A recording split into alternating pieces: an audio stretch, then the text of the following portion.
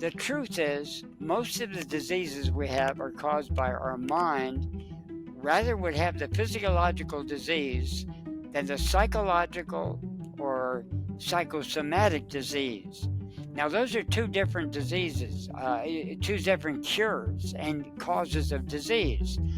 A psychological disease means you get the disease, but it's not really a disease. You just think you're sick, and you have all the symptoms. A psychosomatic disease is you actually can give yourself cancer and heart disease, physical diseases. And the same happens from cures. A psychological cure of a disease is, oh, I think I'm cured by it. But meanwhile, it's advancing, and that's very dangerous. A psychosomatic cure is where you actually can control the cancer.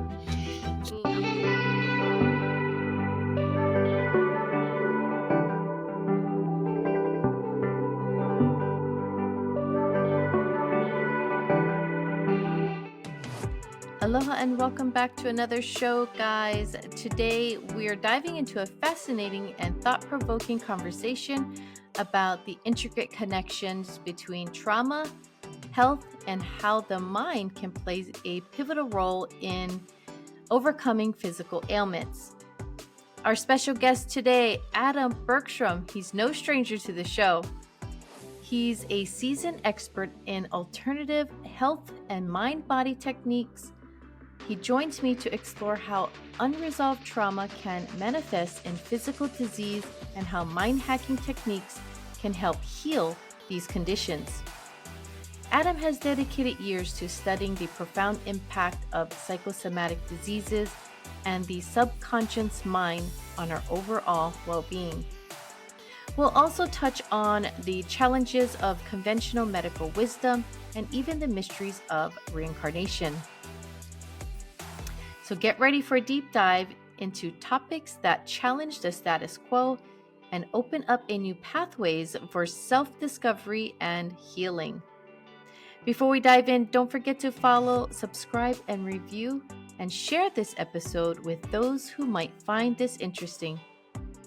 And if you'd want to hear this episode in its full uncut version, please head over to my Patreon where it will be played in full. Now, without further ado, let's welcome Adam Bergstrom to the show. The views and opinions expressed by the guest on this show do not necessarily reflect the views and beliefs of the host or the Sensible Hippie podcast. The content shared is for informational purposes only and should not be construed as professional advice. Listener discretion is advised, as topics may include sensitive and controversial material. Certain portions of this episode have been removed due to YouTube's content policies. To access the full unedited show, please visit our Patreon. I mean, you have a pretty view. It's a nice view. We can even see the islands from here through the trees. Just barely see them. You know, we're about as the crow flies, probably about a mile and a half from the beach, something like that. Oh my God! What nice island? View. The what is that called? Catalina? That island? No, it's we have 5 islands, or 4 islands off here that are big islands.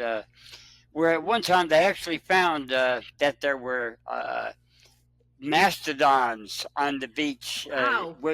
And human beings were here. You know, they said they weren't here yet, but not quite true. And Indians lived out there too. Quite a big colony were out on all the islands. One of the islands is a very unique type of forest that you don't get anywhere else. That there's all kinds of seals and sea lions and things like that, and sharks, of course. We have great white sharks here. So some of our one of my friends actually was attacked by a sea lion that made national headlines. She was out there swimming and it bit her. So wow, that happened here. When I was still doing therapy, I went to her house and worked on her for recovering over the bite. And the trauma. And the trauma, yeah, exactly. It was the trauma involved. And it involved, she had a trauma with a former boyfriend who I know, a very good friend of mine that I worked on. The one I actually, her ex-boyfriend is the guy I actually found the cornerstone technique from my mind hacking for the millions technique. He was the one that I first found, and I worked on her too when they were together. And anyway, they split up because he didn't want to get married, and she was looking for a husband to have a child with. I see. I wonder if that she related that with the seal attacking Yeah, her. might be, might be. I mean, he had come back and was working on her car, and I told her one time she asked me, is it okay to have him work on my car because he was so good with that, and I tested her and her left leg jumped, so it meant she wasn't supposed to do that. It was not a. It was a problem. Yeah. And so then they had another fight, and I think they're separated now. I lost track pretty much of both of them, especially after the COVID incidents happened here. You know, we pretty well became obsolete. So we don't we only leave about once every 2 weeks now. So Wow. But that's great. Can you live? Are you like sustained there where you can actually live without going to the store? Can you grow your yeah, own food? we go into what we do is mostly shop at the local farmers market, which is spectacular, and we have many farmer friends that we know, but we only visit when we go to the market. And they just decided to build a new police station right where the market is, cut all the trees down. They had a really, really big parking lot. Now they're in the middle of Santa Barbara, and Saturday was the first day. So we didn't go this week because we figured it's going to be such a hassle of all the farmers not knowing where to go and everything like that. But we'll be going soon. We run out of food. We figured out how to survive every couple of weeks instead of go on a weekly basis. Wow. Do you grow your own food? Well, we don't really grow it. The only thing we grow is a couple strawberries in the back here because we're on a piece of and aloe. We grow lots of aloe. In fact, Comes in Vibrant Gal handy. is kind of the Dr. Aloe. Yeah, so what does aloe do? Like I know I remember your teeth. What else does it do? It works on a lot of different problems. Definitely teeth are the most important ones, but it works on other things too. It's really good medicine. Antifungus, antiviral, and antibacterial. So that's a pretty good combination. Yeah. How about for skincare? Can you? I know, like for wounds and stuff, that's what we use in Hawaii for. We used to just pick it, break it, and put it on your wound. But is it good for your skin, or is it Yep. too acidic or something? It works on various things. I just know for sure it works on. I actually combine it with sugar, and then I'd go to aloe. Sugar will stop any type of abscess I have, and knock on wood. Where's some wood to knock on? I Behind haven't you. had an abscess in a long time due to sugar, oranges, aloe, thieves oil, a lot of things like that. I've been lucky that I'm going to knock on aloe again. That's really cool. I forget exactly what we were going to talk about today. I remember one thing you were going to talk about your friend and how they hooked up to the telephone and how they could hear all the gossips. Wait, how to hang up with the telephone? What was that? I forgot too now.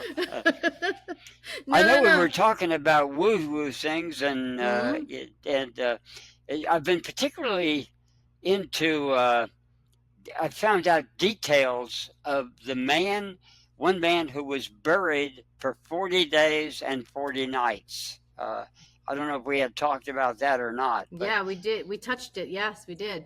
There's more details on that, and he was well known apparently, and India is redigging his information up because a lot of information has been kind of buried Like on mesmerism, for instance, many people, it was as popular as, say, knowing about, what would it be? What's something, almost like knowing who Elvis Presley was. That's how popular Wow. mesmerism was. Everybody knew what it was until about, I'd say, 1910 or something. Then it Mhm. really started to gradually, our regular medical police state started forming then to try and block everybody from knowing this kind of information. So there are a lot of people who have blocked it. So we don't hear anything, and they even went with the yellow fat disease through taking uh, omega 3 fatty acids and omega 6s. And of course, it's nonsense. They're not even essential, and they cause much of the problems people have with disease. The other thing is minerals. Too many minerals actually can cause damage to our body and support old age. And the reason we don't notice it, it just affects our aging process to make us age faster.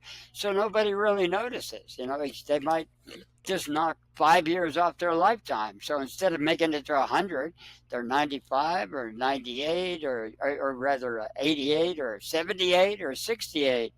In fact, here I am in my 80s, and most of my friends in the 70s have died. And I it's know. really unnecessary, and mainly because number one, they go to a medical profession that basically treats well people. See, originally doctors just worked on you if you were sick, but now they've arranged it so you come to them for blood tests and this and that and everything. So they make up things because many of those blood tests will only last for a day, and then it goes back to normal. And by treating them, they actually kill them. In fact, probably of heart disease, cancer, which some people say are number one and number two, they rate medical profession at number three, but that is the doctors who make mistakes. The doctors who follow what they learn in medical school actually are number one. So most people treated with cancer die of the treatment. They do not die of the cancer itself. At one time, people used to have a tumor that would be as large as well, they had to carry a tumor in their belly around in a wheelbarrow. And today, they don't let them get that. They kill them before you get a tumor that large. Yeah, that's true. And some tumors would suddenly reverse the other way because basically a cancer belongs to our own body. It's an isoparasite or a parasite that is part of our own flesh. So when people kill it, they actually kill their own cells. So it becomes a war. But if you wait enough and work on feeding the cavity, because the second most way we die of cancer is by what you call wasting syndrome, cachexia, they call it, and people just wither away. So I had a friend of mine, a very close friend, that died about a year ago, and they were down to 89 pounds. And then I told them, because they had friends showing them how to kill cancer and avoid this, I said, hold food in your mouth and you can rebuild yourself. So she went to 89 to, I believe, 101, 111 or 112 pounds. And before she couldn't get out of bed and was going to the bathroom, all over the place. Her friends basically had to clean up and take her to the bathroom all day and all night. And but then she started listening to other people telling her to again start the war on cancer when it's her own body. And then she did lose weight and went on cosmic vacation. But before that, she got an extra 4 or 5 months in at least by following my advice.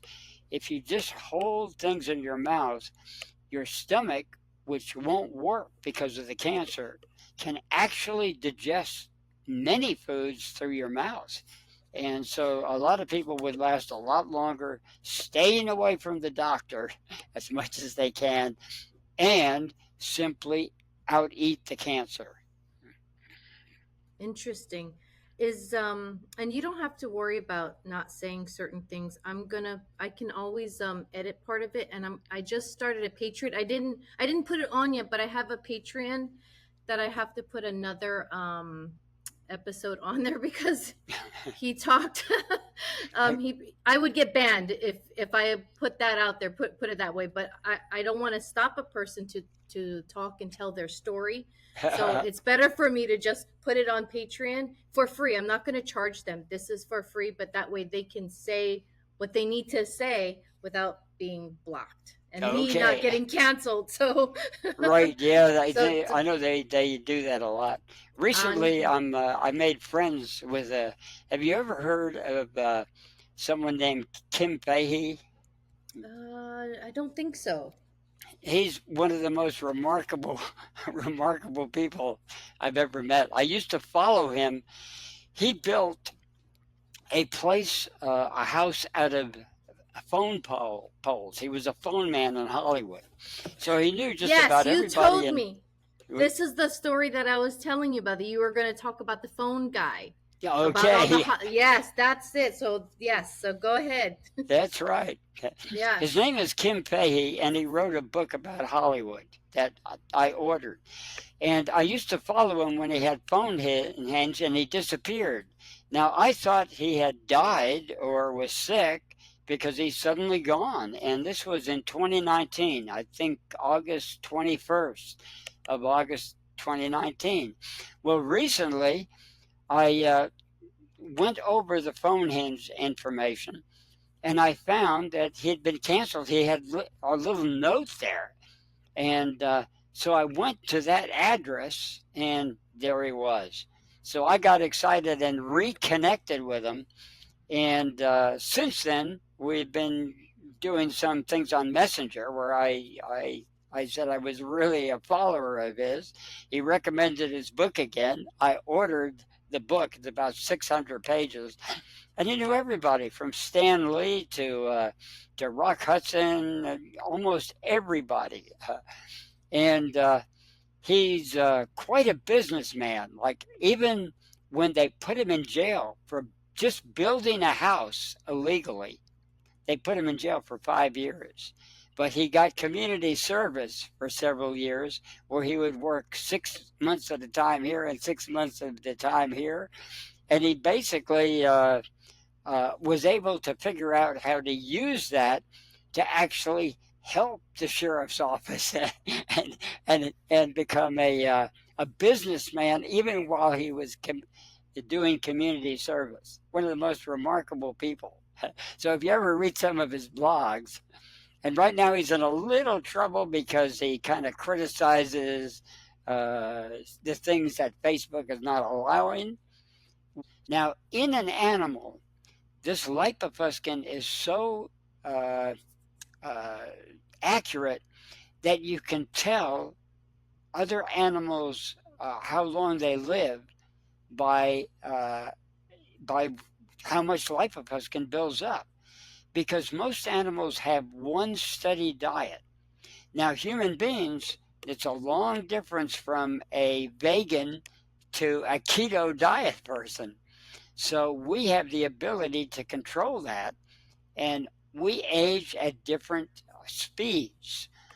Even our organs age at different speeds. You can have a liver that is 10 years or 20 years older than a pancreas in our bodies. But a lot of it comes from yellow fat disease. For instance, people with intestinal difficulties often have what's called brown fat disease, which means that their intestines actually get brown, dark brown, from lipofuscin. And heart disease also, shrunken heart disease, is also a form of yellow fat disease. So one of the main killers of human beings over time, it's slow. It's old age, like they age at 60s and 70s instead of 80s or 90s, is simply by sugar. I mean by yellow by omega-3 fatty acids. I wrote 14 books on yellow fat disease, and in all that time, I couldn't find an example of yellow fat disease through omega-6 fatty acids. And those are the ones you mostly hear criticizing. But omega-3 fatty acids are even more volatile, so they spoil quicker. If I eat a brand new omega-3 fatty acid that is just killed, and they squeeze the oil out of it and then preserve it, and I eat it, my own body, since it's over 98 degrees, it actually rots the oil within a day or two and forms into different chemicals that make yellow fat disease. And this is totally amazing because this scam, and it is a scam, has existed since 1929 when a married couple who did research claimed that it happened, that for omega 6s. And then omega 3s, they added to it. The United Nations, actually, the World Economic Forum, added it in the 90s with no proof of it, just because they wanted to say they were essential fatty acids, and they are not. Even, I met Andrew Weil, the nutritionalist. You probably heard of. He's been on Time magazine. Back when I knew him, he was into magic mushrooms and psychedelics.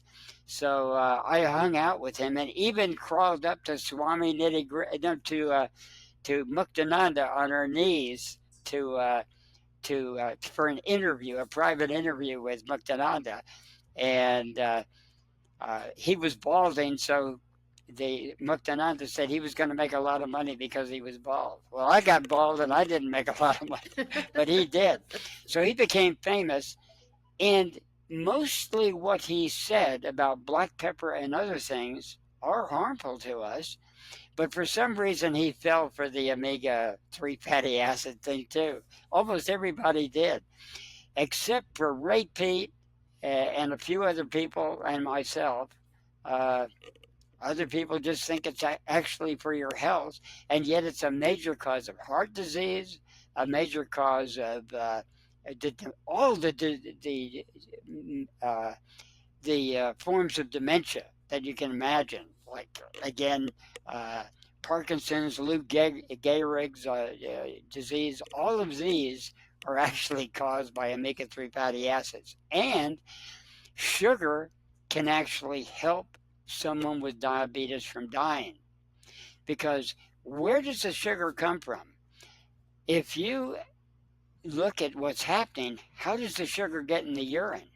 It gets there because protein is broken down in the diabetic and comes out the urine. So two doctors back in about the time of the Civil War or shortly after, they discovered that by replacing to keep the protein from being eaten away and killing them, they would give them as much sugar as they used. So they would give them, in one case, it was 8 ounces of sugar per day plus 4 ounces of honey. And he could save lives. It did not cure type 1 diabetes, but it kept them from dying. Otherwise, before they had drugs of various kind, people would die a lot faster. Once you had all the protein in your body broke down, you died. Well, now they blame sugar. And why do they blame sugar? Because the cure is too inexpensive. They want to have anything that's good has to have a polysyllabic name. Hypomonstrosesquipedalianism is the fancy word for it. The longer the word must be better for you. But if you have a word that's made out of 3 letters like fat, or 4 letters, salt, or 5 letters, sugar, that's got to be bad for you. And all of those things actually are harmless to us. Now, you can have too much salt, but a lot more than they tell you can have. It does not cause, it's not a major cause of uh, high High blood blood pressure. pressure, except in some cases. And anyway, those things are actually good for you, but omega 3 fatty acids are not. And is omega 3, how do you get that? Is it just, it's not just through salmon, is it? Any fish that is a cold water fish tends to have it. Now, here's the funny thing. Uh, you'll see people say, eat your food in the local environment because the climate's the same, right? But think of it. When you have a salmon in water that's like 50 degrees and you're in a temperate area where it's 70 or 80 degrees, that's a huge difference. So that type of thin oil, omega 3 fatty acids, work for salmon. They actually can make them live longer. But think about this uh, one fish that comes out of Australia, and its name is escaping me right now, but they live up to 200 years. And they say don't eat this fish because it doesn't have any omega 3 fatty acids in it. But a salmon eats fatty acids, and how long do they last? The longest they're going to last is 9 years. That's it, 9 years. So I would eat the other fish over it. So you can actually find charts of which have the most. Now, sardines and salmon and the cold water fish have the most omega 3s, and that's where they get it from. But a lot of those oils actually break down so quickly that when, say, an Australian boat goes over to South America, which they catch them, they have to go back an entire uh, across the ocean to get to Australia to bottle it up. Now, by law, they have to have a chemical put in that because the oil and the parts of salmon fish can actually explode. The plants explode and ships have exploded. So now they have a law to put a chemical that comes from Monsanto, and Monsanto has been aware of this all this time. They tell you they sell some items that are very pro omega 3 fatty acids, and while secretly selling ways to fight it. So that's the kind of deception we're under when it comes to omega 3 fatty acids. So is omega 3 only by fish? By fish and also from flax oil and from some other oils too that have it in. Walnuts have it. Now, some foods have some beneficial things that it's good if you just have a little. So we still eat walnuts, but only one in the morning so that we can get the useful products. And every once in a while, I have eaten sardines because they do have certain other chemicals that are very good for you, but we keep it to a minimum. We don't eat any salmon at all, but if I was invited to dinner, back in the day anyway, now we're pretty much on our own diet here, I would probably eat it. I would have a smaller amount of it, and every once in a while, if you have a little, it's not going to be a problem. Your body can handle it. But when we overload on it, like people who have salmon every night, and particularly though, fish oil is the worst. Cod liver oil can cause yellow fat disease too if you have too much. When you're younger, it causes less because my parents fed me cod liver oil. Every morning I had to have it before I went out to play during the summer or before I went to school. And when you're young, no real problem. Your body will burn it. You'll notice that children are much more active and they tend to burn off all of those oils pretty easily. Adults start to sit down a lot more and they watch sports instead of play it, and pretty soon it accumulates, and then they have heart disease and all variety of diseases, including prostate cancer, etc., etc. Does omega-3 cause all those kinds of cancers too? The prostate You know the cancer. Did you notice that you lost any weight if since you became a vegetarian and not so much meat eater now? here's a funny problem. When I became a vegetarian, I automatically lost 10 pounds. And then when I went solar, I lost another 10 pounds. And when I complained to Swami Nitty Gritty about it, he told me, "You're too toxic. You have to get rid of all that junk you've accumulated." And believe me, I ate some terrible, terrible food raised on Tang and Rice Krispies and all the usual crap you eat, and cod liver oil and all the junk food that TV dinners, uh, Chef Boyardee, I mean, all that crap I used to eat, macaroni and cheese. But anyway, I decided I wanted to bodybuild. And Swami Nitty Gritty warned me against it, that I wasn't quite ready to do it. But when he saw I was stubborn enough to do it, he recommended eating certain food like goat cheese and seen bread could actually be helpful in the midday.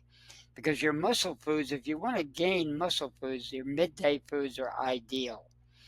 And so I did, but then I got sick doing it eventually. After a while, I actually built up where people said, "Are you lifting weights?" Because it was pretty obvious that I was. And following Nitty Gritty's instruction, people at one time came up to the gym and saw how fast I was evolving and said, "Are you on steroids?" And I walked out with my chest out. Oh boy, they thought I was on steroids. I'm getting a body finally. And then I got sick. I tried it again and got sick again. So then I realized you better keep cleansing out. Now, if I had access to a gym, I would start working out again. I would have a little different way of going about it because most of the professional bodybuilders you see now, they're on steroids. There's no way they can get, if you look at some of the bodies, they are amazing that they can have that much muscle, but it's steroids that do that. And that is not good for longevity. You'll notice a lot of bodybuilders, with exceptions to the rule, who don't take steroids, like Jack LaLanne and Gypsy Boots. They last a long time. But a lot of them, they die in their 30s and 40s and 50s. And that's because of steroids. That's true. How tall are you? You look tall. Are you tall? 6 foot. Actually, I was popular in school because I was Elvis's height. What 6 inches, 1 3/4 inches. So this person I knew called Gina Tondino, I believe her name was. She had met Elvis, and she was determined she was going to marry him. It never happened. Uh, I looked. I found her name in the screen credits on certain movies, so I think she did have access. I think that's her, but can't find a way to communicate with her to try and see if it is Gina or not. But I was in drama in high school, and actually worked out with some people who got into the movies. One of them, what the heck was her name now? She was in a TV series called Overstreet, and she was in quite a few movies, including 3 Days in the Valley. Have you ever seen that movie? Whatever her name was, she was in that movie. That's funny. You look like you're tall and you're slim. Have you always been that way? Yeah, I grew. Actually, the funny thing was, in junior high, I was one of the shortest people in my class. I was right down in the front row when they took class pictures. In one summer, I became the back row. I grew that fast. I grew a foot at least during one summer vacation and just was amazed. But because of the food I was eating, I was stretching out. A lot of cow's milk and things like that for adolescents can actually give you weaker muscles and stretch you out too much. You'll see a lot of milk drinkers get that way. They really should stick to certain cheeses, and particularly goat milk is okay, or butter or cream, no problem. But the lactic acid in milk, something Ray Pete didn't talk about, can actually cause a lot of lactic acid and eventually lead to cancer if you keep eating it, because that lactic overload is, Otto Warburg didn't discover that sugar caused cancer. He found the incomplete burning of sugar causes cancer. And so, of course, they've mistranslated that too. Another problem with both the medical industry, and I call them mini me, which is the health food industry, which you'll notice is all based on the medical profession. It's not really holistic medicine, because they basically get all their information from WebMD. You'll always find. So how can that be anything but your supplements are made by the drug companies too, the mining industry and the drug industry, and they don't tell you that. They don't. Wow. I'd like to talk about the Hollywood dirt that you have. Yeah, Hollywood is really interesting, and number one, it always has been. People talk about now it's become very much all this sexual stuff goes on. Well, before that, a lot did. There is a book out by Scotty. Do you remember his last name? Scotty. I can't think of Scotty's last name. He actually arranged connections with all the stars to have sex. And a lot of people don't know that most of the movie stars we watched back at the time were either bisexual or homosexual. Of course, we all know about Rock Hudson, who was. But a lot of other ones were too that never got publicized, including Spencer Tracy and people like that. And what was the name of the King Edward that was going to be King of England, but then he married an American and he had to give up the kingship? He was in Hollywood having multiple sex set out by this guy named Scotty, who was an ex-Marine who came to Hollywood, worked in a gas station, and then he started arranging for people to meet in the trailer behind this gas station on Hollywood Boulevard. I know there's a post office there now where that gas station used to be. And he connected, you almost can't name somebody, even Gary Cooper and people like that you don't think about. Cary Grant, of course, was homosexual, as was Randolph Scott and bunches of them. But now we hear like only Sean Puff Daddy and people like that, and Jeffrey Epstein. Well, Hollywood's been a wild place all the time. Now, Scott Fahey was an insider because he became a telephone man. And as a telephone man, he met all of these people. And he found a lot about their sex lives and what they were up to. In fact, some of his stories are so incredible that I just marvel at the kind of things that went on, including houses with gays in that have like a 2-foot orange afro and have sexual organs and a dog on the door knocker when you come into the place.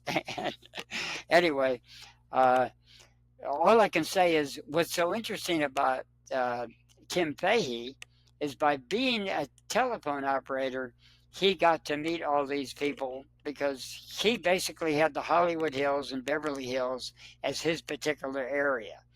And his adventures are really not only interesting, but also heartwarming on people who were dying of certain diseases that he met and was friends with.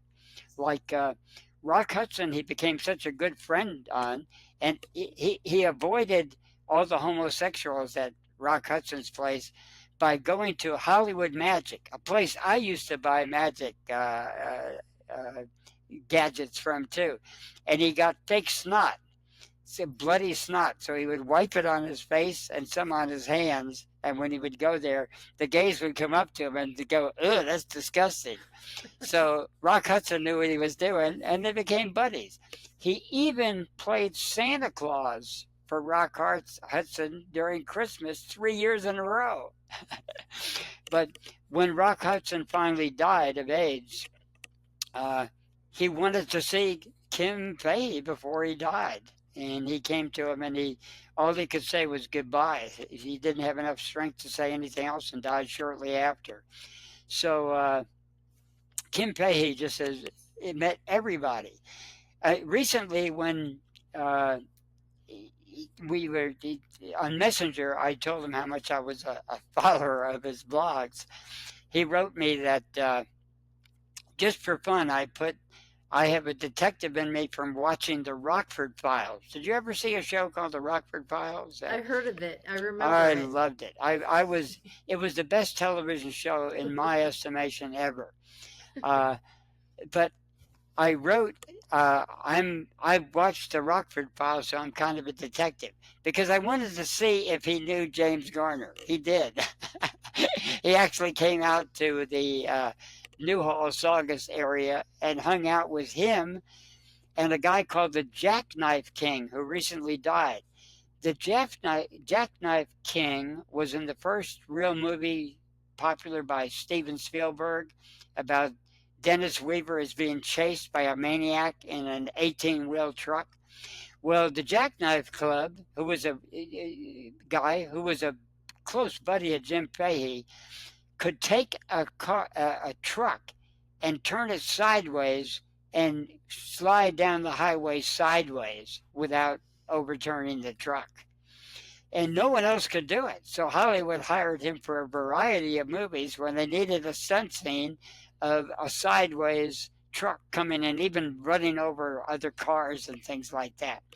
So he knew all these fabulous people back in the day that had that aren't even generally known, including martial artists and wrestlers and people like that. So I've just enjoyed his blogs. You should check out a few and just see what he's into. Oh my goodness. Yeah. So what else kind of things that he found going and doing their telephones besides? He found out that there are bad people out there who have dungeons that torture people in Hollywood, and and you and he couldn't expose them because otherwise they would actually execute him because there's a lot of crime goes on in Hollywood. By the way, Hollywood has gotten blamed as being run by Jews, and actually that's incorrect.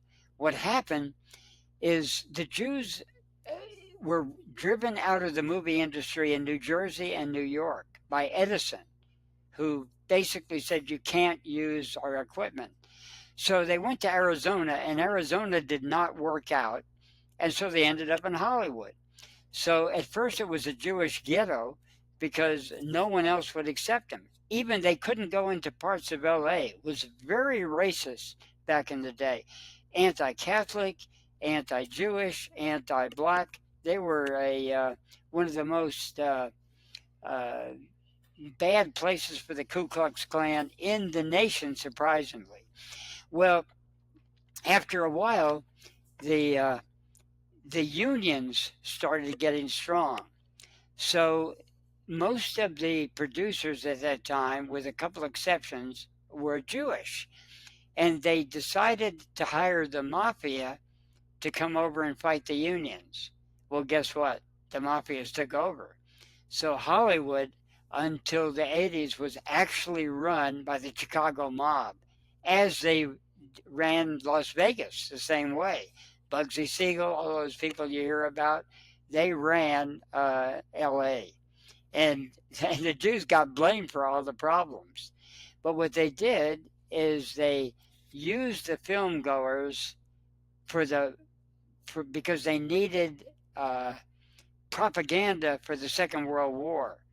And as soon as that was happened, as soon as the war was over, they divided Hollywood into the movie theaters would be separate from the production, taking their power away.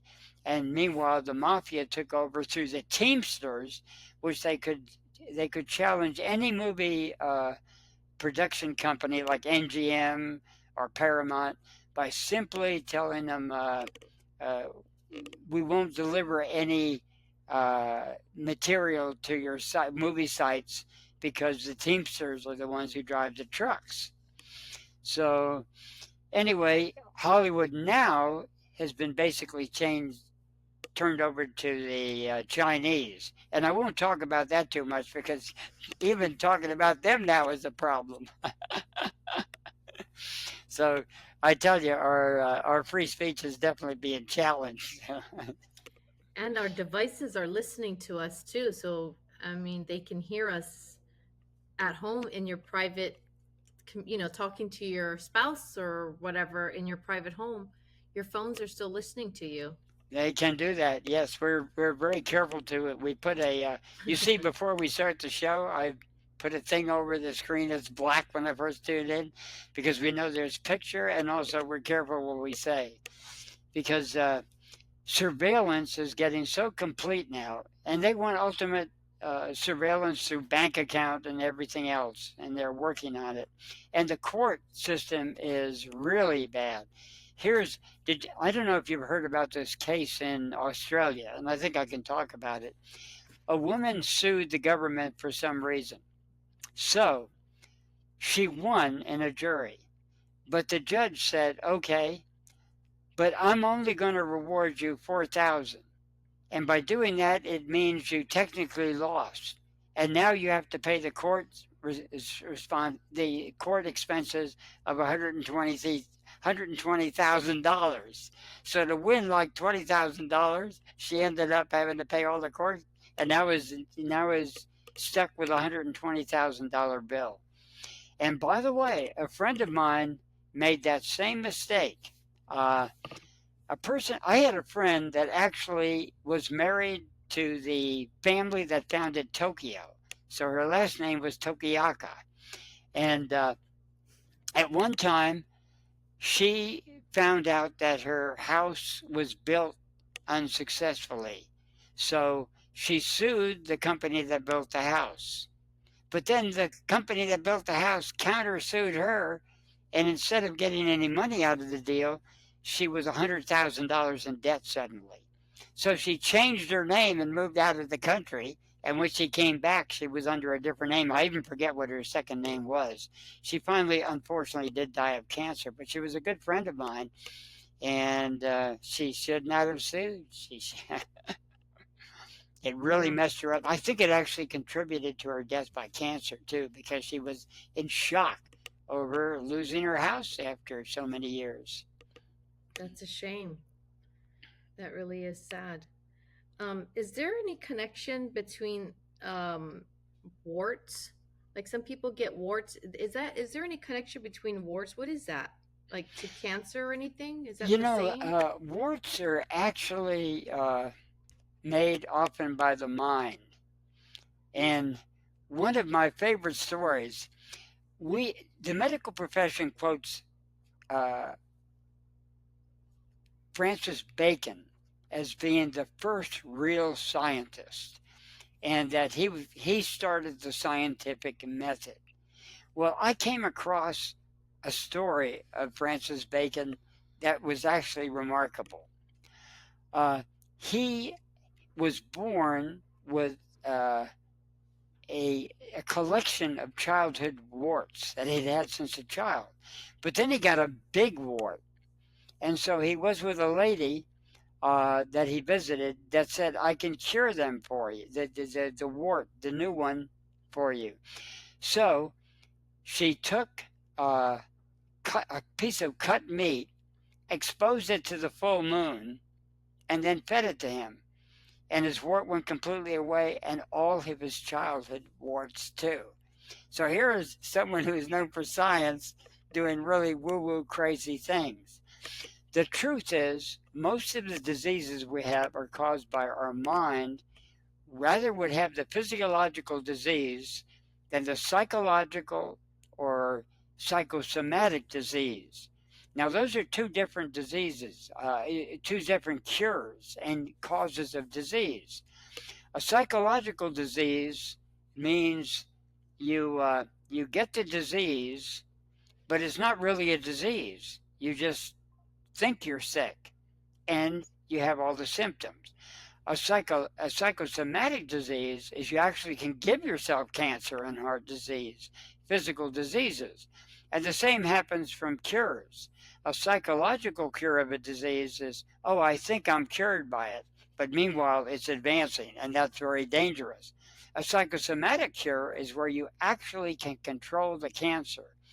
So I have a friend named Judy Utley. I may have told you before that she came to me and I did a neck alignment on her, and her eyelid drooped. So she asked me about it, and I said, I call them alignments rather than adjustments because I didn't want to do any of those hard alignments that some chiropractors do. So she went to the doctor, and the doctor said, I'll test you. She came back for the results, and the doctor said, how are you even alive? You have cancer of the spine. You have cancer of the lungs. You have breast cancer. You have cancer everywhere. Go home and get your affairs in order. We can't do anything for you. So she came to a friend's house and was telling us that, and I thought my friend Judy was going to be dead within a week or two. And instead, she went to these ladies in San Antonio, Texas, that burned a big hole in her back. And whether it was the counter shock or whatever, she got rid of all her cancers and lived 9 more years. And they burned a big hole in her back, and she got rid of all those cancers.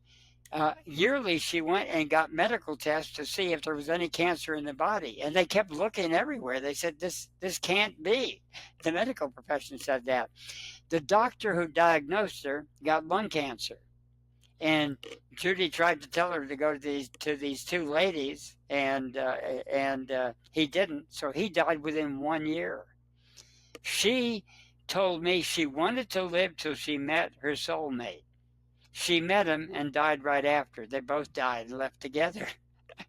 Now, the funny thing is, though, was it really those two ladies on the counter shock?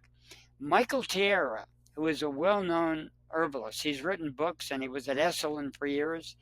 He heard about these two ladies and went to interview people, and he couldn't find a single cure. But he never met my friend Judy, so I really believe her will to live was so strong, and she was also an initiate of Donald Lay like I was, that she lived 9 more years. I got to hang out with her. She did enemas, she did all kinds of things, but she continued smoking, and she hung out with she finally met someone that she married, and he was a chain smoker too. And she finally died after that, and then he died a month after or 2 months after and joined her. So they're gone. How long did she get to live till? Yep. But the mind, the point is that the mind is involved where I have found is who is the matter. In all the years I've been doing the cornerstone technique, was the main technique of what I call mind hacking for the millions. The millions because it's so easy to do. Anybody can hold the feet of someone and ask them questions, and wherever there's a trauma, either the left foot will jump, showing it's a male, or the right foot is a female. And they're always involved in every disease that we have. So if we resolve those traumas, the disease can go away. Now, sometimes if you've got a cancer that is eating you away, it's hard, but Judy did. Judy was an example where she actually did that. And so I have worked on people where their disease went completely away by simply facing who was the matter with me. And most people won't do it. I'll give you an example of someone who didn't do it. When I worked on her, she had I told her to go to Swami Nitty Gritty for a session. Well, her mother, one of her traumas was when her mother died, she would before that she would never say I love you. So she called her mother on her deathbed and said, I love you, Mom. And her mother said, thank you. She went to Adano years later, and she was so impressed with him that she said, I love you, Adano, while he was working on her. And he said, thank you. And of course, she wouldn't see him again. And and I said, don't you see what he did? He was getting you to face the trauma, but she couldn't see it. So I found her mother in her trauma, and I went back and saw her 10 years later, and she hadn't resolved the trauma. So she was still traumatized by her mother.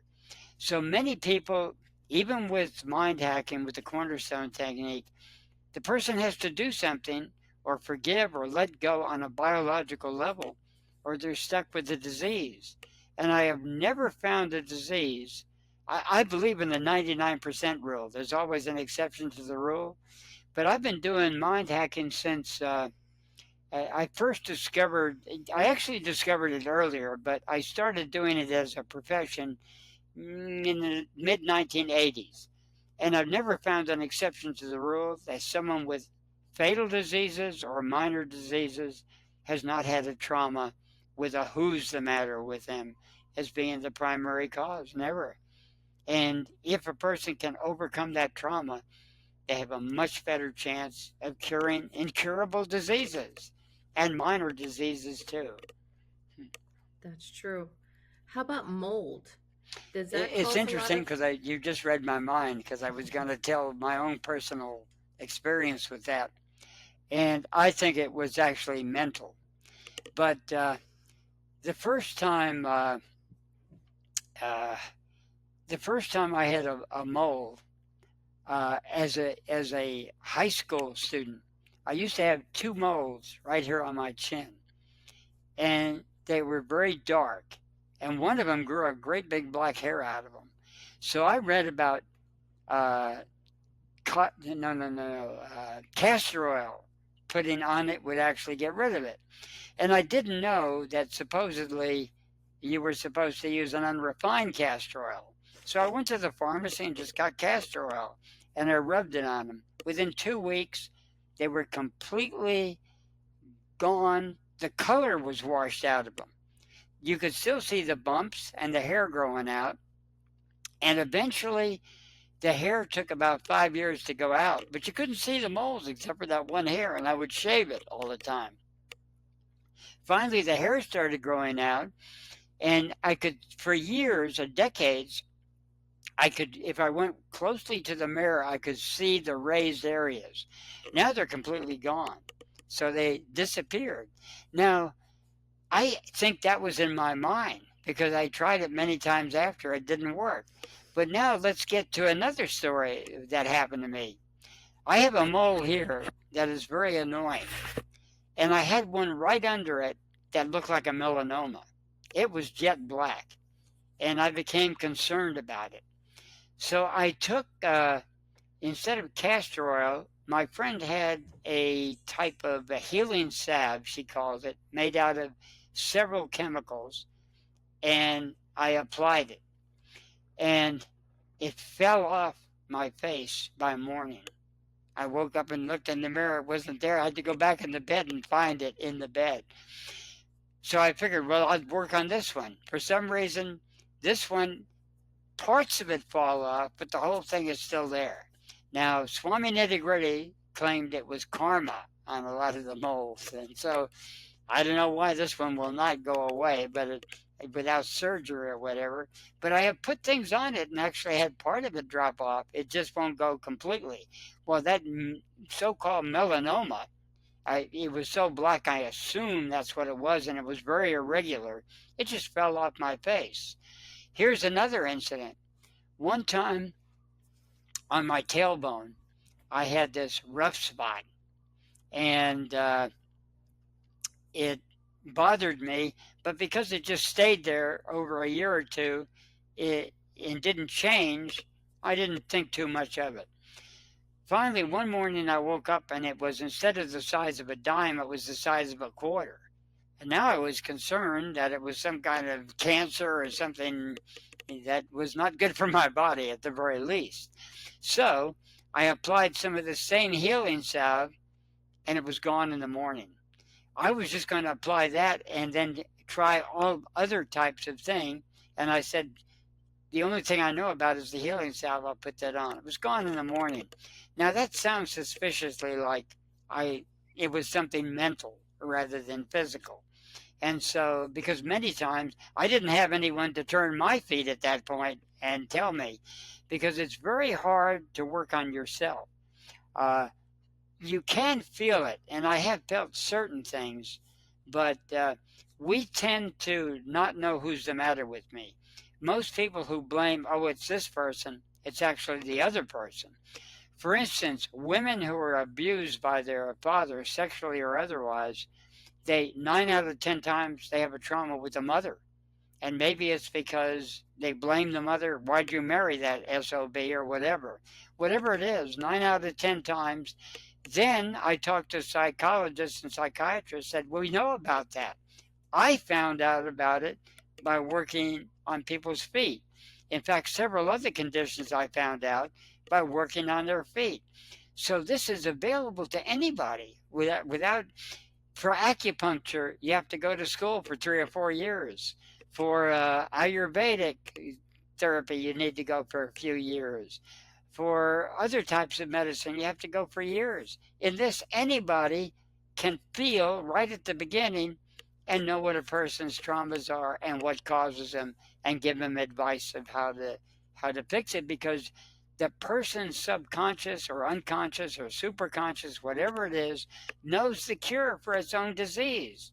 And if you have them talk enough, if they say, well, this will work, right? And their foot will jump. No, that's not the way to out. So your body actually knows how you got the disease and how to get rid of it. And it's so simple that I have a lot of trouble convincing people of this because it sounds too woo-woo. Oh no, I have to go to school for 3 or 4 years to go to an expert in this. I can't just turn the feet and find out immediately what's wrong with a person, but you can. And that's the truth. So eventually, I've been pushing a lot on Facebook lately to get people to finally get somebody to do it. So far, the only person who can do it as well as I am is a friend of mine named Jimmy Salvaggio. But he makes money in other ways. He's basically into banking and investing and stocks and things like that. And so he doesn't do it because he can make a heck of a lot more money the other way. But he does do it for his family. If any of his family gets in a problem, he tells them who's the matter with them and what to do about it. And so he's very talented at it. And a couple other people have learned, but they're on cosmic vacation now, so they're not going to help anybody. So since I've been isolated and not doing workshops on it anymore, and since I discovered it accidentally on my friend, a tennis player, by turning his feet to warm him up for simple reflexology, and he mentioned a woman's name and his right foot jumped. And I remember thinking, could it be that easy? And I said, what did you say? He said, oh, I met this woman on the beach. Boom. I said, oh my God, can this be true? That you can tell this? Now, when you do muscle testing, you can tell some of it, but it's psychological. The person is doing the testing. The signal goes to them.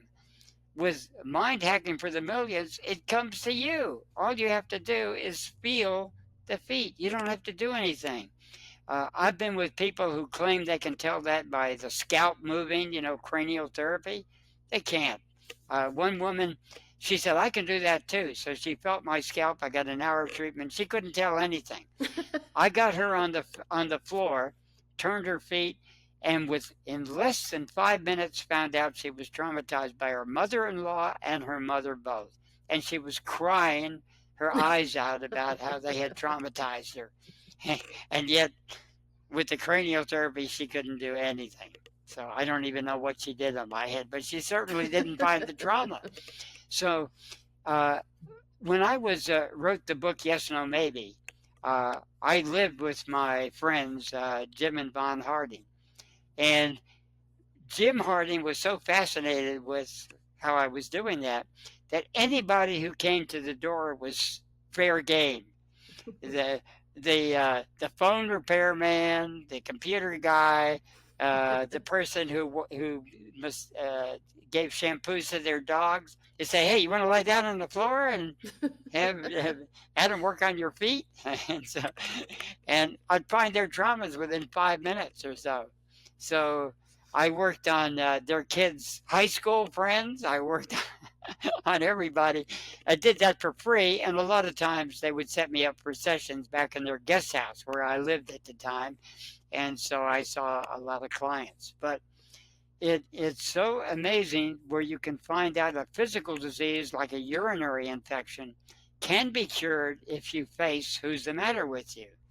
And many people find the emotional pain or the psychological pain worse than the disease.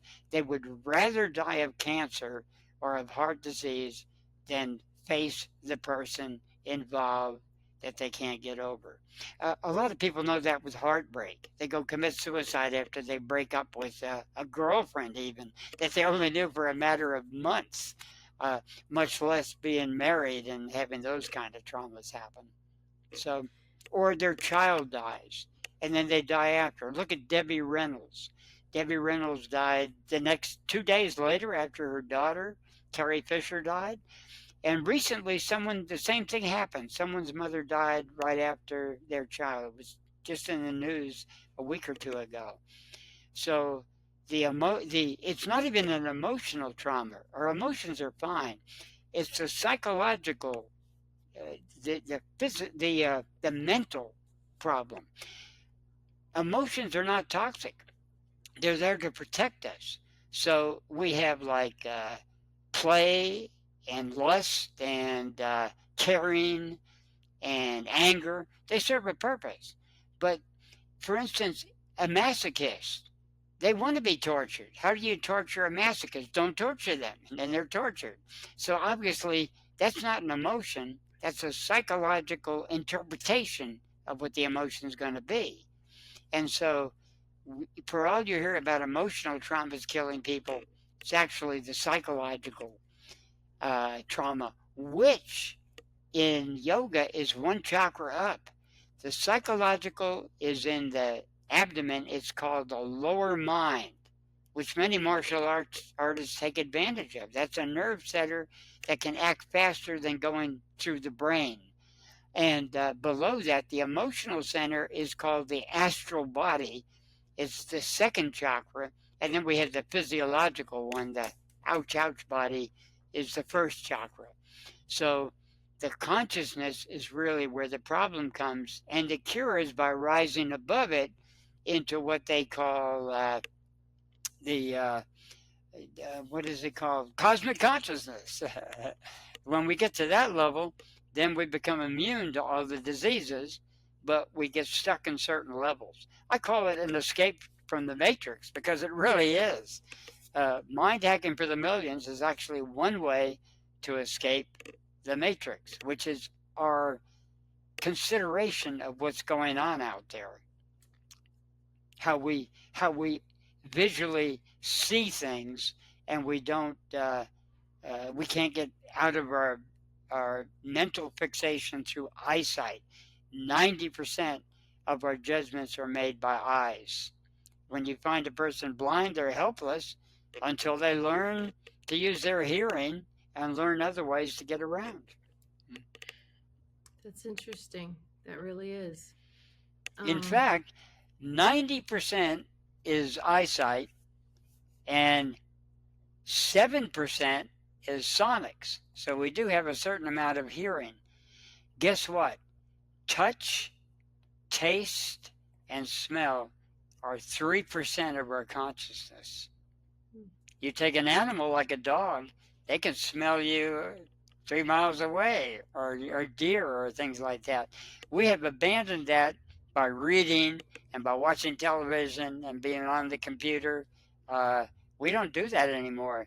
In fact, I had more of a imagination because I was raised on radio before TV. I listened to the Lone Ranger on radio and Sergeant Preston of the Yukon and the Shadow and all of those things. And so I could imagine these things almost like eidetic image. I could set up a picture of them in my mind. Once I started getting addicted to television as a teenager, or a little bit before as an adolescent, I started to lose that ability of my imagination. Yeah. I can just imagine in today's world too. Today it's particularly like that. In fact, I could listen to Dick Tracy was on the radio at one time. I could listen to the half-hour show and basically write it all down.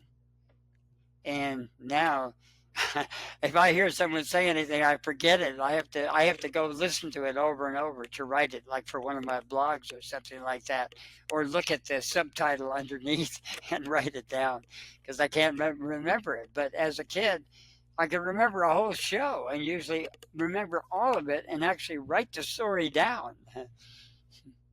Yeah, that's incredible. Yeah, we've come so far away from that today. We are. Yep. So our mental fixation is what we see there is not really there. What we're seeing out there, our eyes are mirrors. So what we see, and say people have a fixation, oh, I hate this or I hate that. It's really something within themselves from a trauma is why they pick that. Some people are into animal cruelty. Another person will be into feminism or this or that, whatever it is.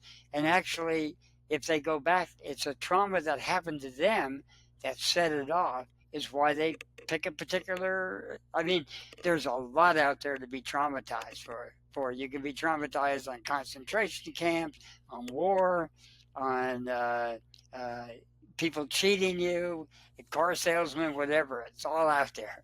And what we pick actually has a personal connection with us that we experienced as a childhood or even in the womb. Many traumas start in the womb with, say, the mother gets divorced from the husband. That is picked up. And because we're only a small amount of cells in, it's much more severe. Other things that happen to us are key-ins to the original trauma. Even Scientology understood that the womb is the primary place you go back to. They borrowed the engram from someone who found it in the 1910s or so. But when Scientology took it over, it got considered kooky, and so they dropped the term engram. It's coming back now because the work of Richard Seaman, who was a German, he had discovered it and all the variations of it back in the day. And that part Scientology got right. They had some of their interpretation in Dianetics was right. They formed a religion because they got attacked for being a competition for psychiatrists at the time, and so the government attacked them. So there's been a war between Scientology and the CIA even, where Scientologists have actually penetrated and are spies inside the CIA. It's really an amazing story. That is, wow. L. Ron Hubbard was one of the greatest con men of all time, but he was right about, he actually borrowed most of the tenets of Dianetics. Dianetics, the original book, I think they've modified it now, really had a lot of truth. It just did not take the left and the right. When I've gone to Scientologist's office, they get upset when I tell them that I got an improvement on their technology and of other things that are wrong. So they quickly stopped talking to me. Dismiss you.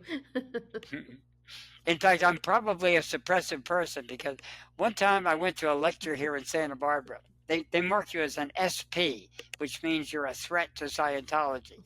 So movie stars would come who were Scientologists and they would give lectures. So one time I was asked in to meet the guy who was running the show there.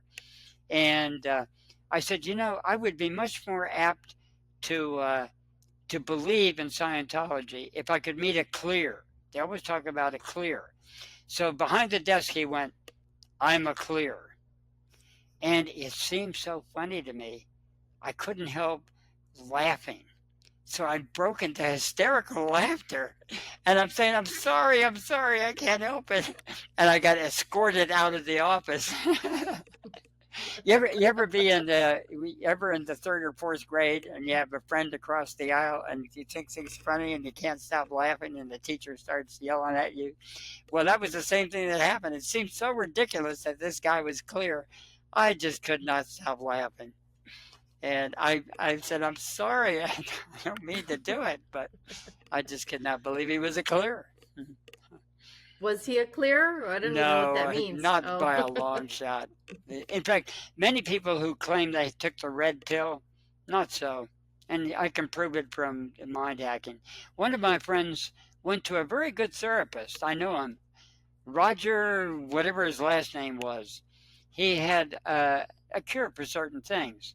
So I'm working on my friend, turning her feet, and I said, you have a trauma with this woman.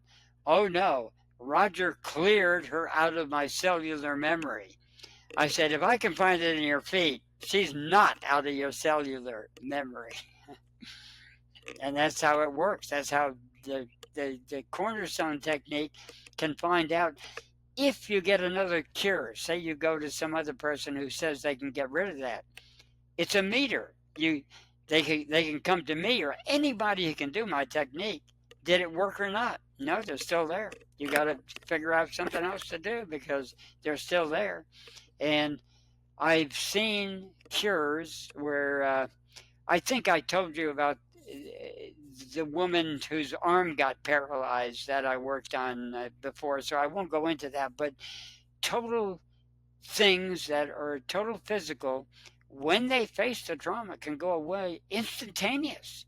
I've had instantaneous cures by some people who do face the trauma when it happens. That's incredible. But most people don't want to face them. They're too traumatic. So they'd rather have the disease and be stuck with it than actually face what they have to do, tell somebody off or whatever they have to do. So do you ask them a whole bunch of questions or did they talk to you, or it doesn't matter whichever way? It actually doesn't matter because people ask me, well, what kind of questions do I ask? All you have to do is you start turning their feet and you say, how was your day today? And right there, you might get something happen. So if it's on the left, you say, did you have a trauma with a male today? Did someone upset you? Oh, yeah. And then it starts from there. Then you just ask questions. What did they do? And I said, that's not the trauma. And what else did they do? Oh, that's it. That's the trauma. And that's how you find it, by narrowing it down. It's like, you remember the show 20 Questions? And people would often be able to get it with 20 questions. It's the same thing. Only if you're not going to a therapist, you can ask 200 questions. How can it go wrong? Imagine if you had a TV show called 200 Questions. Immediately, they'd get it. Usually, they wouldn't get past 30 questions or 40 questions because they'd narrow it down to yes, no. And that's exactly what it is. It's either male or female, and it is or it isn't. That's all it is. It's so simple as to be unbelievable to most people. They're looking for something complicated or some special question you have to ask.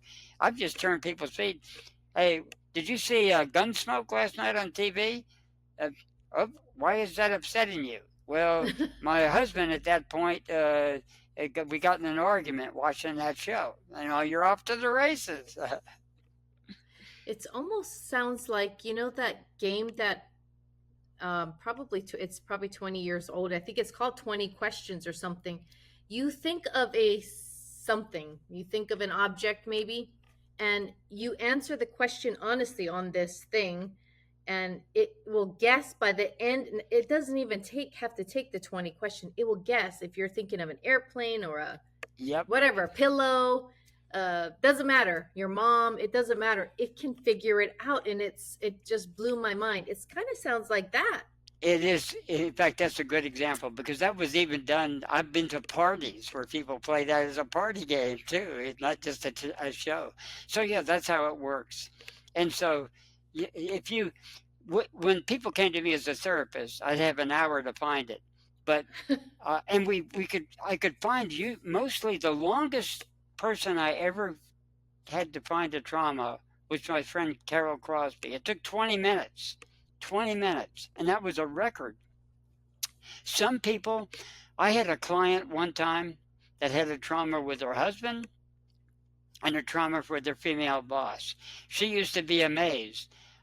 She would lie down on the carpet because I worked on a blanket on the carpet usually, and I'd turn her feet once or twice within 5 seconds and saying, "What's going on with your husband?"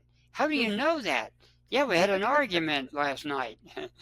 And then and another time I'd come and say, "Okay, what's going on with your boss?" "How do you know that?" And eventually I gave her release techniques where it took me 5 or 10 minutes to find out. She still had traumas with him. She might have had to divorce her husband to get over the trauma or go to counseling. And she might have to quit her job to get over her boss job. I don't know.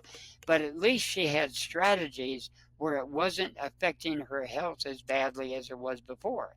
I choose to remember what her physical problems were that I was coming from, but that's why she originally saw me. She had some kind of physical problem, but because I was so interested in who's the matter, I don't even remember what that was. That's interesting. So do you give them, I guess, how to fix it? Do you give them advice on what to do, or you just say, okay, so your problem is your husband, but it And really then is your dad? So do you tell them how to fix it? I sometimes give her suggestions and see if how her body responds to it. But they basically tell me how to fix themselves. And that's the real funny thing. You don't have to go to an expert. Everybody's unconscious. First of all, their unconscious made them sick. So they obviously know how they got there. And so all you have to do is ask them how to fix it. So sometimes I've turned people's feet and they said, "That's not true." And I said, "I'm not making this up. Your body is telling me this. So don't blame me." But before, I would have to kind of guess. I studied a lot of psychology, even in high school. I was fascinated with it, dreams, what they meant, and everything. So I knew a lot of that. But in this case, I was asking them. I didn't have to think, okay, this usually in the psychology books or psychiatry books means this. Does that fit? And you're basically on a guessing game, though, only you have more odds in your favor. But with mind hacking, you got 100%, or at least 99%. You're on to what actually traumatizes the person because you're asking the doctor within them. They got sick in a way, and their subconscious knows exactly why they made themselves sick and how to get out of it. So basically, I would ask them, "What are you going to do?" Then I would get some suggestions like yawning and stretching helps. In fact, I told people if you can't really find out who's the matter, at least you'll take the pressure off and live longer if you yawn and stretch, if you stick out your tongue, if you do various clearing and resolving type of traumas that get the stress out of your body. But ultimately, drama does not cure trauma. Like a lot of people say, you throw a tantrum and you punch a punching bag and you're all well. Rarely. But it does help release the tension so that you can get by, add an extra year to your life or an extra month or even an extra 10 years if you continually do it. But the idea is to resolve the trauma. How did it get there, and what is the best way to get out of your box that you put yourself in? Is there a way that you can do this without touching their feet? Can you do it through Zoom? You know, I haven't learned to do it in all the years I've been doing it, except sometimes I can feel it. Like you can tell from the eyes too. they're not 100% accurate. And I can't tell you why. It's something about the way the brain works. But I would say 90% is a pretty good average. So I have done consultations with people over the air and be able to tell certain things from their eyes. So that can be done. Uh, it's just harder.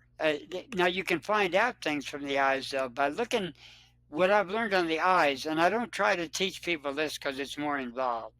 That's like instead of the cornerstone technique, I'd call this the capstone techniques. There's a whole bunch of other ones. But one time I was analyzing somebody, and I said he was a musician, and I said, "Are you oh, what is the term? Synesthesia. Have you ever heard of synesthesia? Instead of musical notes, they see colors." And so I asked him if he was. He said, "Yeah, I am." And I said, "Your eyes show it." So you can tell things about lying, about exaggerating, about their mind, and about traumas by left eye. I tell people if you want to have fun, uh, go up to a friend who's had a divorce recently, and say you go to someone uh, named Joan who is divorced from John, and you say, "Are you still in contact with John?" And here's what you'll see. Yeah, I talked to him last week. And it's so, some people are so obvious. Some will be just one blink like that. Uh, Recently, in fact, we've been watching a person who's a physical therapy worker, a very remarkable guy. But I watched him for 5 minutes and said he has a female trauma. And you could see certain words would set it off where his right eye would be moving. So basically, you ask a person, how's a person, male or female, then you watch the eyes. A lot of times I've gone to the bank and heard someone mentioned where the coworker says, how's so-and-so, and their eye goes like that. But I usually stay out of it and don't tell them, oh, you got a trauma with your husband. But you can tell it, and 90% is pretty good odds. An insurance actuary would love those type of odds, but it isn't 100%. So I always go back. For some reason, the signals coming to the feet are 100% accurate. I've never found an exception. But eyes and stuff, also, is it the back or the front of the body? Or wrist? Is that male or female? An ankle? Side of the neck? And I found some terrible traumas on the side that I could validate from the feet, definitely. That's interesting. So just even the side that they have trauma on, like their arm hurts on this side, could mean something. Yep. Wow. Now, are also the words we speak. When a person says, "I'm sick of people doing this," they get sick. I'm, uh, I'm, I'm tired and sick of you people doing this. They have that disease. The words are very powerful, and the most dramatic case of that. I worked on a body work. No, a one of these mental conscious language people's wife, and their wife was saying constantly, "I feel like I have an albatross on the side of my neck." She got a huge tumor that large, as bigger than a softball, on the side of her neck, on the right side. Now, her husband was a bodybuilder who said it was, I mean, a consciousness person who reversed it. You'll often find polarity therapy and otherwise say that's male and female. So when I worked on her as a client, somewhat before she died, without saying how I got to the conclusion, I said, "You have a serious trauma with your mother." And she said, "You're the first person who's ever picked that up. I hate my mother." And I said, "Well, maybe it's time to forgive your mother." And she said, "I would rather die than forgive my mother." And a month later, she was dead. And otherwise, her body, because she was a body worker herself, knew applied kinesiology, Dr. John Thie, all these people, she had a record there. That was the only thing that was wrong, was that one trauma with her mother. And unfortunately, she left early. But her husband never had a clue that he got it wrong. He gave her a male trauma, so she could never face it. But even when I gave her the choice to face it, she would rather die, and she did. Sad. It is sad. Some people are stubborn like that. Like you said, they'd rather die than to face it.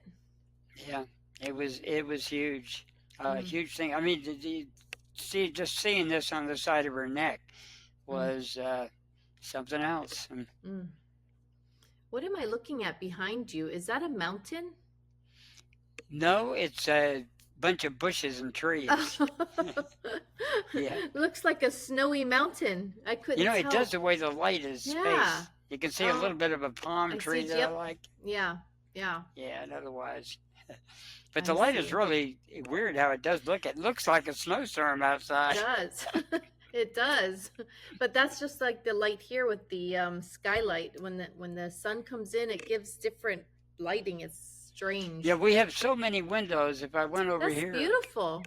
yeah, it makes it really nice on a day like today. It's very comfortable. It makes it hell on wheels when we have Heat. when it gets up to 110 degrees. It gets really hot in here. We were really sick. In fact, Vibrant Gal got so overcome with the heat at one point that we probably saved her life with oranges. Oranges are Wow. really amazing therapy. Yeah, they can bring you around or sugar or something. Mm-hmm. And then what happened to me is I went out in the back and put cold water on me. So I actually had cold shock happen to me. So I went into cold shock and got total diarrhea off of it. Now, I didn't go into the mental traumas because I know partly what that's about, because we always have it. For instance, I haven't resolved the trauma over the person I told you about.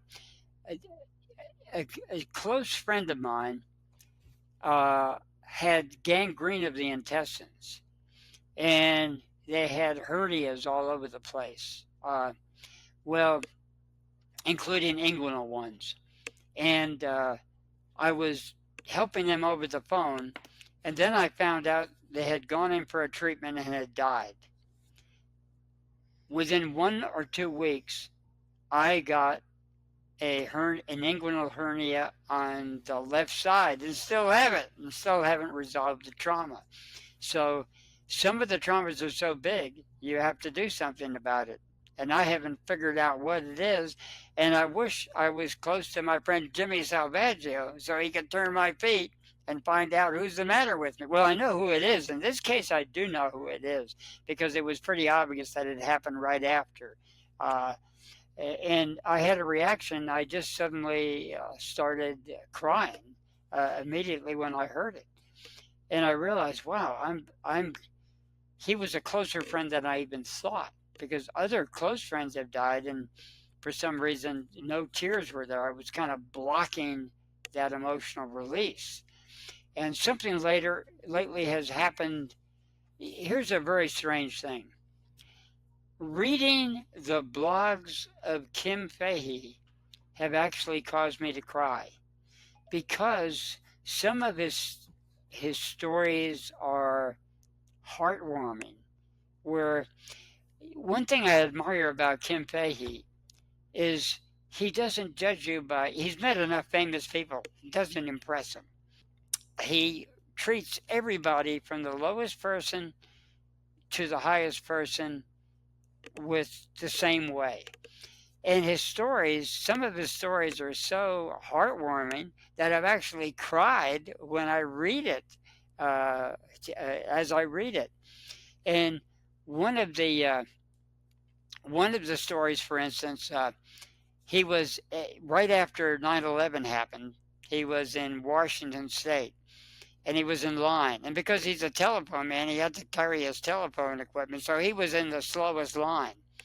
Well, this one guy came through, and they X-rayed him 3 times, and they kept on. The alarm went off. So finally, he threw a tantrum. He ripped off his clothes completely and screamed, "I spent a tour in Vietnam for you a-holes, and this is what I get. And he had these terrible scars all over his body. And then he just burst out sobbing. Two other Army guys came out of another line, grabbed him, helped him get dressed, and helped him aboard the plane. So those are the kind of stories I could even feel myself tearing up a little on how the human, a lot of his stories have to do with humanity, how he helped a friend and how he got them out of situations. He has actually been Mr. Fix-Up with so many of his friends that I really admire that. It's not just the stories about movie actors. Like, have you heard of Jane Meadows? She was married to Steve Allen. Remember Steve Allen? Oh. Well, he he came into her house and found this remarkable castle built, like a Chinese type castle in models out of thousands of bricks. So he asked her about it. And she had been born actually of missionaries in Wudang, China. And when they were going, uh, her she had like a teacher who built that little castle for her to take with her. Her father said, "We can't take that back to the States with us." And she said, as a 7-year-old, "I'll never talk to you again then." And so finally, after 2 weeks of not saying a word to him, he broke down and sent the thing. So that was in her castle. So Kim Fahey was asking her about it, and she said her husband, Steve Allen, said, "I think we should put that out in the garage, not leave it here in the house." And he said, and she said to him, "If you put that out in the garage, we'll move my bed out to the garage too." And Steve Allen never mentioned it again. So Steve Allen became he became friends with the couple, and he ended up coming back to help her fix the castle up and rebuild some broken parts on it because he's a very handy person. Well, those stories are very human, and it just shows what type of person he was. And also, he lives in a world of synchronicity where things happen to him, where he makes friends with people like Frank Sinatra, who at first were enraged at him, and Jack Warner, who also was enraged at him, and they became best friends. And his most remarkable friendship was with of all people, oh boy, why am I thinking of his name? Help me, Vibrant Gal. What was the name of the guy he became friends with and he worked in the CIA and everything with? How come I can't think of his name? Oh my God. Blank today. I have a trauma. I need therapy. Anyway, this guy was involved with the CIA and everything, and they did all kinds of black bag jobs for the FBI and CIA. And God, he flew airplanes. Can you think of the guy? Who? No, wrong person. We both can't remember his name. Is he an actor? Yeah, no, yes, he was an actor and a film producer and everything else. Howard Hughes. Oh, okay. How could I forget his name? You've heard of Howard Hughes? Yes. Yeah, quite alike. Well, Howard Hughes was his boss, and his office across from the Formosa Cafe and MGM was actually a CIA operation where they were doing all kinds of black bag stuff. In fact, he dug up, he went out and raised a submarine like he was an oil ship, because they had a trap door built into the ship to lift a Russian submarine so that the Russians didn't know we had one of their submarines.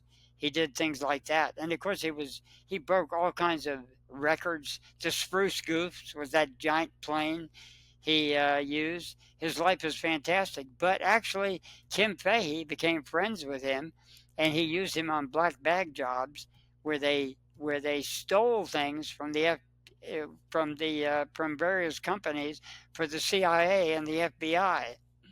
He was really in deep in a lot of ways. And in one case, they got busting into this warehouse, but they went to they went into the jail, and they were at the police station for 10 minutes before they got a call from the CIA to let him go. That's how in deep Howard Hughes was, and Kim Fahey was too at the time. So when he knew Hughes, he became friends with him, even though he was going through the stage where he didn't bathe, so he stunk up the place and everything. You've heard about him not shaving, growing his fingernails long like that. Well, Kim Fahey was friends with him partly when he was going through that stage of being a hermit and being afraid of germs. Oh, wow. That's crazy. But anyway, I got I've been kind of obsessed with Kim Fahey lately, but he's been doing therapy for me, and I've been catching That's up on good. years of blogs that I've missed, and he is a fascinating character. That's pretty cool. Yeah, I've never heard of him. I'd like to look through his website. Maybe you can Yep, give me his it, website. he's got it's under I Kim Fahey. How I do you guess spell because Kim Fahey? Fahey is someone else's name, so it's I Kim. That's why I couldn't find him. I went looking for Kim Fahey, and finally, on his old blog, see, he built a house out of phone poles and spools of wire and spare parts. And the city of LA wanted that property, so they told him he has to tear it down. And when he wouldn't do it, they tore it down, charged him with thousands and thousands of dollars, and put him in jail for it. So the reason he worked community service is when the judge was so vindictive on him, told him he's going to put him in jail, and the LA jail was a different organization basically, and said, "We're not going to put a guy who built a house out of phone poles in jail." So they put him on community service, and he worked for over a year on community service and had all kinds of adventures with those people. So anyway, he just is uh, I admire people who live very unusual lives, and to say this guy lives an unusual life is an understatement. If you read some of his blogs, you'll see why. Lately, Wow. he's getting in trouble with Facebook though, because he has alternate opinions than they do. I can just imagine. And how do you spell Fahey? Fehey? That's Fahey. Oh. Oh. Kim Fahey, and it's under I Kim Fahey. So it's a capital IKIM Fahey, and then Okay. you'll find it really easily. And you might go to Save Phonehenge West to see pictures of his Phonehenge. Actually, they're on YouTube too, because there were organizations trying to save it because it was like one of the most unusual buildings in the world. Hmm. But LA wanted that property. And so they actually, what was not told is they took other people's property too. You know, they do that eminent domain or whatever Yep. they want. If they want Mhm. your property, they're going to get it. Yep. And LA is particularly bad on that. I won't go into it, but I know cases personally from back in the 70s when people had been shot to get their property. What did the LA want it for? What are they using Whatever they it? needed for, they real estate or whatever. You know, there was a movie about how crooked the real estate was with Jack Nicholson. Do you remember the ones about the water system? And it was called Chinatown. Hmm. Remember that movie? And there No. was a sequel to it. I recommend seeing those movies because it showed how basically uh, certain people in LA, including the head of the LA Times, bought land in the San Fernando Valley. And then they deliberately took water and ran it out into the sea to make people think there was no water available for the San Fernando Valley. And then, after the property had been secured and the water was all hooked up to get it from a foreign source, the Owens Valley, they pumped it in there, and now their real estate went through the roof. Well, in the movie, it's kind of a fictional version, but based on truth of how that happened, called Chinatown. One of Jack Nicholson's best movies. It's a remarkable movie. I think I've seen it 3 or 4 times, actually, and the sequel as well. But it's a true story. They find out where a freeway's coming through. They buy the land in advance. You're not supposed to know that kind of stuff, but they do, and then they make money off of it. And perfect example, LA is notorious for it. They buy your land or they take it by eminent domain. They even now take old cars by eminent domain. Like they blame the car for the crime if you have any extra money or any reason to do it. And then since you can't go to court because you're not charged with the crime, the car is, so you have to bail it out. And most people have an old car. They don't want to pay $3,000 to take it out of the bail, so the government gets it. And this is a trick done all over the nation, by the way. Texas is famous for it, too. That's interesting. Yeah, I know they take drug cars and things like that too. The Yeah. old cars now are in Mhm. demand, yeah. Oh, wow. One of my friends, by the way, was the hot rod king. His name was John Deanna. And when I worked for him, it was before he became famous. He owned all the hot rod magazines eventually. And when It's that time of year again, and I've done the hard work for you by researching the top skincare products perfect for your holiday shopping. Whether you're looking to treat yourself or to find the ideal gift, I've got you covered. You can check out the links below to purchase my top Amazon product recommendations at no extra cost to you. My latest article features the top Amazon skincare products, and I'll be adding more gift ideas throughout the holiday season. So stay tuned, happy shopping, and don't forget to check back for more it was updates. before he became famous. He owned all the hot rod magazines eventually. When I finally found him again on the internet, he had already died, though. So Oh. that's the problem. I can find all my old friends, and they're gone. But he was my boss at Sears, and basically he was a con man. He was an excellent salesman, but besides working at Sears and having his fingernails absolutely clean, at home I'd go visit him, and he would be under a car building hot rods and eventually took over the hot rod magazine empire. He had about 20 magazines going and had a virtual empire going until LA got kind of too much taxes, so he moved back to Tennessee or someplace like that.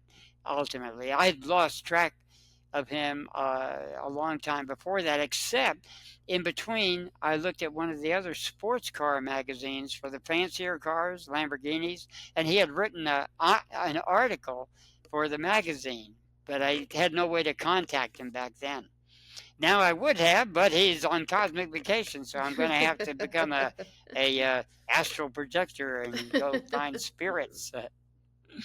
Yeah, that's true. Oh, that's too funny. Well, this was an interesting conversation. We kind of talked about a little bit of everything. We really did, because we forgot what we were supposed to I talk about, know. I think, or at least I did. I know it was part of the phone guy, and I don't remember what else we were going to talk about, but I remember about the phone guy. I guess For I sure. had found him about that time. Yeah, You did. I was particularly excited to You have were. found him. Yeah, that's true. The next time, what do you want to talk about the next time? I'll write it down so we won't forget. Let's see. One of the interesting things I've been finding out is does reincarnation exist or not? Oh. That might be an interesting subject because there's been a lot of crazy stuff written about it. And I have had maybe an experience with my own sons I may or may not have mentioned before.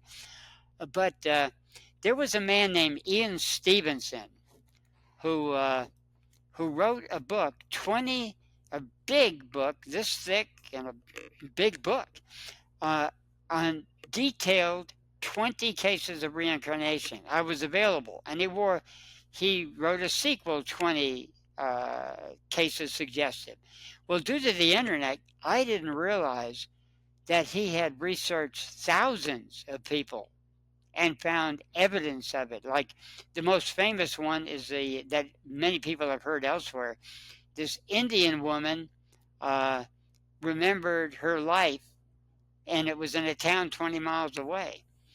And she had hidden some treasure under the house. There it was. They found it. They validated everything, and he wrote in details about 20 pages about every little detail that they found out that she knew about. And in when we talk about it, I can talk about my own daughter-in-law, who had a phenomenal story about that. So that might be a subject. And if you think of anything else, we can communicate by messenger and Yeah, decide to do. Because this one, we just went everywhere. we did, but we always do. Astrology too. I think. Don't you talk about astrology? Yeah, and I was married to one of maybe the greatest astrologers on earth, who Who's is an that? ex-wife of mine. She's really very good. I think she's wrong about a lot of things, but when I was with her, she predicted the California earthquake to the day. That Wow. happened in when was it? 1993, I believe, to the day.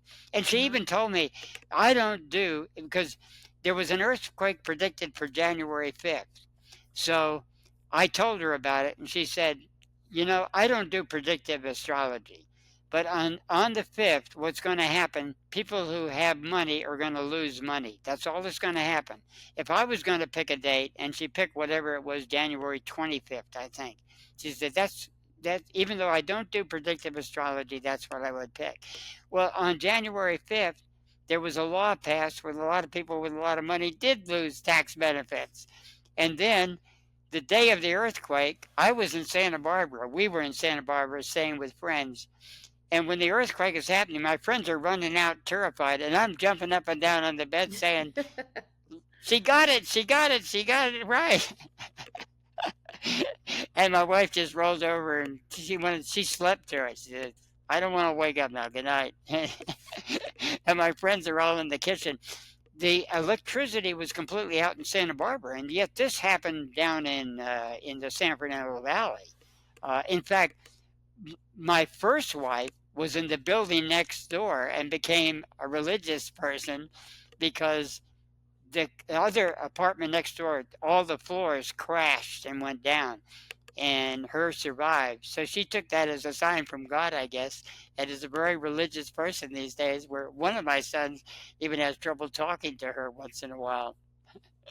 Wow. Anyway, that's the That's kind of things we can talk about. okay. I, That I sounds have some good. information about that. We Okay. can get into Edgar Casey and all that kind of. Let's do a woo-woo show. Yeah, that sounds good. Okay. It'll be the woo woo show. All right. I wrote it down so we won't forget. Yeah, right. I think I'm going to write it down this time Yeah, too. yeah. Yeah, that sounds good. Okay, I that's had so good. heat stroke, so I forgot the rest of it. Yeah. Yeah. Hopefully there's no more heat from this point on, it's getting cooler. Yep. So that should work out. So where can the audience find you? Where's the best place they can find you and your Oh yeah, information? solartiming.com is where we sell our books. And lately we have been selling a lot of the Mind Hacking for the Millions book. So That's I good. thank everybody who's bought a copy. And my advice to them though is read all the stories and see how it's done. But basically your best way to learn is just hold someone's feet and just wait. Even holding them straight will work. Now, by the way, on my fifth wife, I may have told you this story, but I held her hands one time when I suspected something was wrong in our marriage. So I held her hands and found out, because you can tell from the hands too, that she was in trauma over me. So I went to work that morning and worked on one of my employees before we opened the store and found out they had a relationship trauma. So then I thought, I have to get my relationship straight. So I'm going to leave right now, a half hour after work, and go back home. I caught her moving out with her ex-boyfriend. And she was rather shocked to see me show up. But I knew about it from the cornerstone technique. So you can actually use it and claim you're a psychic. But I found that not ethical, so I don't do it. But there's no reason why you can't do it. And if the CIA ever learns this technique, the world is in trouble if no one else bothers to learn it, because it's so simple.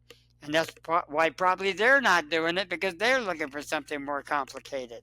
That's true. I've seen examples on television of their body language. Forget about it. They don't really know body language. No, they really don't. So Yeah, and I wouldn't anyway, trust anything enough from said. this. Yeah, I wouldn't trust anything from them anyway. Oh my goodness. But yes, thank you, Adam, again for your time. And I can't wait for our next interview, hopefully soon. It's funny, I got someone that made a comment that said I should interview you monthly like the radio station that you were on before. I guess they were your fans, and they're like, get him on more. Great. Yeah, Well, interview I once a enjoy week, talking to you once a month. because when I was on the show with Patrick Ciamponi, a really good guy, but we had very different views. We agreed on certain spiritual connections. His Eckankar was close to San Martin things, so I just restricted. But because there were a lot of things I couldn't say on the show because I didn't want to rock his boat on what he was talking about. I really miss Patrick. In fact, he will have gone on cosmic vacation exactly a year ago, October 1st. So, or even maybe the day before. They found his body October 1st. And I found out because I was going to do an October 1st show with him. And he wasn't there. And his girlfriend just had ex-girlfriend had a bad vibe about it. They remained close friends. And she told the sheriff to go out. And he said, well, we don't usually go out for a few days. Please go out. I know something's wrong. And they found him. So I do miss Patrick Ciamponi, despite our disagreements. He certainly, I don't know, maybe well over 100 radio shows with him. Yeah, both radio and then Skype shows later too. So anyway, I enjoy talking to you because we can talk about just about anything. Yeah, exactly. I don't care what we talk about. Everything with you is interesting, so. Yeah, I tend to diss supplements a lot, so I have certain friends that push supplements that have interviewed me that I really admire. Just because I just disagree with them on supplements, but I don't think they're having me back because I rock their boat a little too much. But they're really nice people. I have friends that I disagree with, both on politics and other things. If I like somebody, I like them. How can you help it? So I admire. Exactly. 2 people I can think of that we disagree on things. It's okay to disagree. But you are very open on want to learn things, and yes. That's my strategy. I want to learn different things and different views. And that brings us to an end of another episode. I want to extend a big mahalo to my special guest and friend, Adam Bergstrom, for diving deep into the mysteries of health and nutrition with us today. Adam, your insights never fail to inspire and to challenge our thinking, so thank you again. If you've enjoyed today's conversation, please show your support by hitting that subscribe button and leaving us a review. It really helps to spread the word and it helps to grow our ohana. Your support keeps us going and growing, bringing you more enlightening discussions like this one to you. And don't forget to go to Patreon for the full episode. And check out the links below for the top 10 gift ideas. Until the next time, guys, ahui ho kako. Take care. Bye.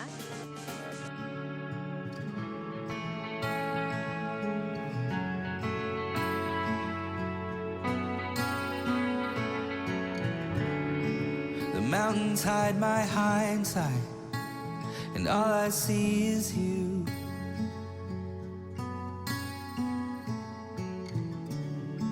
The future out before me is coming into view. The heartache that brought me here, the hurt that held the fear and tied me to a stone. Now I'm rescued from my chains, I'm free to walk away, and now I'm coming home.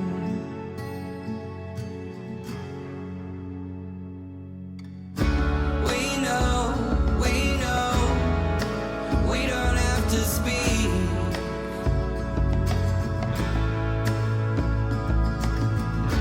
We know, with our eyes closed, we still see. We can hear it through the windows, we can see it through the walls, we can hold it in the shadows, we can feel it in the halls. 'Cause we know, we don't have to speak.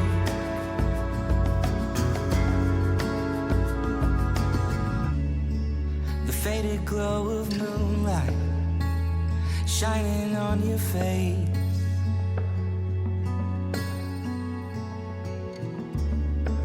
I'm holding on to love nothing could replace. The heartache that brought me here, it's all been made clear. There's nothing left to hide. Guarded from the tempest, safe here in our fortress. With you I will reside.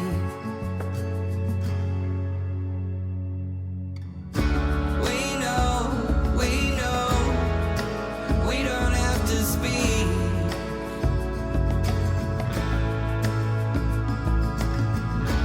We know, with our eyes closed, we still see. We can hear it through the windows, we can see it through the walls, we can hold it in the shadows, we can feel it in the halls. 'Cause we know, we don't have to speak.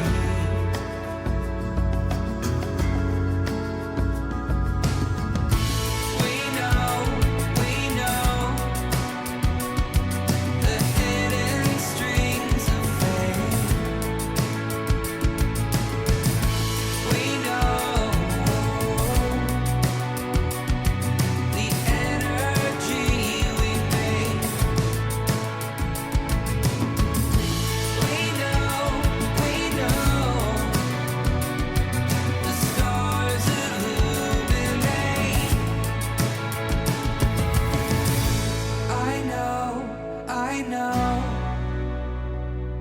that that's what you create. The mountains hide my hindsight, and all I see is you.